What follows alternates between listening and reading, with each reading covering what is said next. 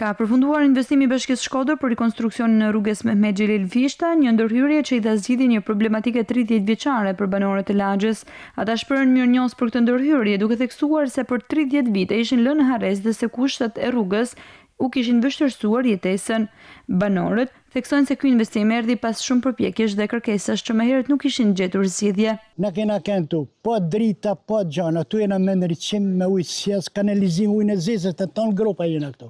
30 shtëpi me gropa, kena pas motorinat, po ujë sjes kena pas, e kena ble ujin. E tash jena çdo gjë në rregull. Këtu jena me fjalë diku të 35-40 familje. Kena 30 vjetë me fjalë që s'kena pas as ujë, as drita, ndriçim, posetat e ujnë e zezë, ata në me gropa septike. As kena pas drita, as kena pas rrugë, si me kanë majë e malit. Si ne mund t'jena, unë si qytetar mund të kemi 700-800 vjetë në Shkodër. Si jam banuso. E ndore barë më realitet, faleminderit shumë për kryetarit. Tu janë nisë fëmija për shkollë, kanë shkuat lagun. Janë këthyrë në shtëpi, kanë ardhur lagun. Punimet përfshin asfaltimin dhe ndërtimin e kanalizimeve për ujërat e bardha dhe të zeza, duke përmirësuar ndjeshëm jetesën në këtë zonë.